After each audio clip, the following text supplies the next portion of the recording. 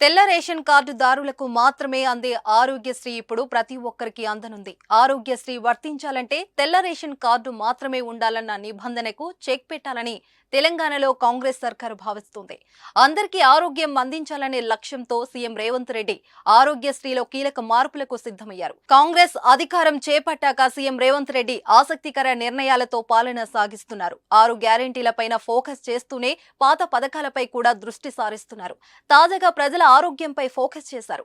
అత్యవసర సమయంలో అందరికీ వైద్యం అందించాలని ఆలోచనతో కొత్త ఆరోగ్యశ్రీలో మార్పులకు శ్రీకారం చుట్టారు. గజం కేవలం 23,000 రూపాయలతో 165 గజాల భూమి కేవలం 38 లక్షలు మాత్రమే. ఆరోగ్యశ్రీకి తెల్ల రేషన్ కార్డు తప్పనిసరి అనే నిబంధన సడలించే అంశాన్ని యోచిస్తున్నారు.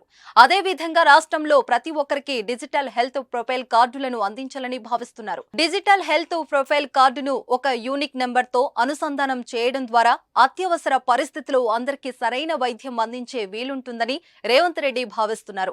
ఈ మేరకు హెల్త్ ప్రొఫైల్ కార్డుతో ఆరోగ్యశ్రీని అనుసంధానం చేయాలని అధికారులను ఆదేశించారు. దీని ద్వారా ఆరోగ్యశ్రీ కోసం తెల్ల రేషన్ కార్డులు పొందే వారి సంఖ్య కూడా తగ్గుతుందని సీఎం రేవంత్ రెడ్డి భావిస్తున్నారు. వైద్య కళాశాలలు ఉన్న చోట ఆరోగ్యశ్రీ కొనసాగించాలని అధికార యంత్రాంగానికి సూచించారు.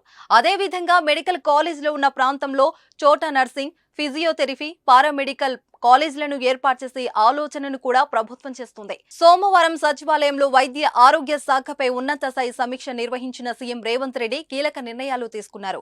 వీటితో పాటు వరంగల్, ఎల్బీనగర్, సనత్ నగర్, అల్వాల్లోని టీమ్స్ సూపర్ స్పెషాలిటీ ఆసుపత్రుల నిర్మాణాలను వేగవంతంగా పూర్తి చేయాలని, వైద్యుల కొరత లేకుండా మెడికల్ కాలేజీలను ఆసుపత్రులకు అనుసంధానంగా ఉండేలా చూడాలని అధికారులను ఆదేశించారు. కొడంగల్లో మెడికల్ కాలేజీ, నర్సింగ్ కాలేజీ ఏర్పాటుకు పరిశీలన జరపాలని సూచించారు.